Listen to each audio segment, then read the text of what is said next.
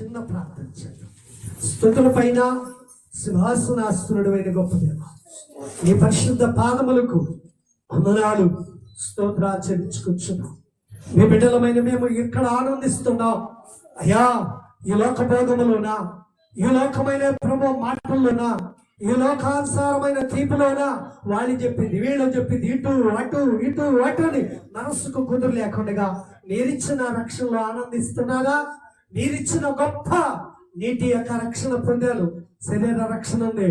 అయితే స్తుతించడం వలన ఆత్మతో నింపబడతాం, ఆత్మలో సంతోషిస్తాం, ఆత్మలో సమాధానం కలిగింది. అయ్యా నీవేనైనా మా తండ్రిగా ఉన్నావు, నీవేనైనా మా యొక్క ప్రభువుగా ఉన్నావు. ఒకే రక్షణ, ఒకటే విశ్వాసము, ఒకటే ఆత్మ. ఆత్మ మా మీద ఆవరించినట్టు నీ కృప చేత నింపండి ప్రభా, నీ కృప చేత బలపరచండి నైనా, నీ కృప చేతే సహాయం చేయండి. ఈ బిడ్డలముగా మమ్మల్ని నింపమని అడిగించుకున్నా అయ్యా. రక్షింపబడిన బిడ్డలు వచ్చారు అయ్యా. సిద్ధపడి నీవు నా కొరకు చేసిన గొప్ప త్యాగాన్ని నీవు విజయవీరుడిగా ఆరోహం అవుతున్నప్పుడు, ఆరోహమైనప్పుడు మరి 120 మంది ఆనందముతో స్తుతించారు ప్రభా. అయ్యా నీవు మాకు ఇచ్చిన రక్షణ బట్టి ఆనందిస్తున్నావనైనా, మీరు ఇచ్చిన స్వస్థతను బట్టి ఆనందిస్తున్నావనైనా, నీవు ఇచ్చిన సమాధానం బట్టి ఆనందిస్తున్నావనైనా, నీ కృపలో ఆనందిస్తున్నాం ప్రభు అని హృదయవంతంతో ఆనందించాము. మేము ఆనందిస్తున్నామా?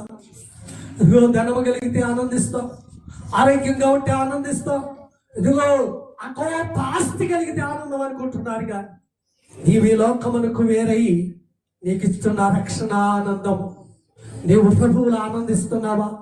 లోకానుసారమైన పనులు ఆనందిస్తున్నావా? ఈ లోకమైన వాటి వైపున ఆనందిస్తున్నావేమో. ఆనందము శాశ్వతమైనది కాదు. యేసు ప్రభువులో ఆనందిస్తే, యేసు ప్రభువులో నిలకడగా నిలిచి ఉంటే మనం పాప క్షమాపణ పొందిన వారిగా ఉంటాం. మన దోషాలన్నీ కొట్టివేయబడతాయి.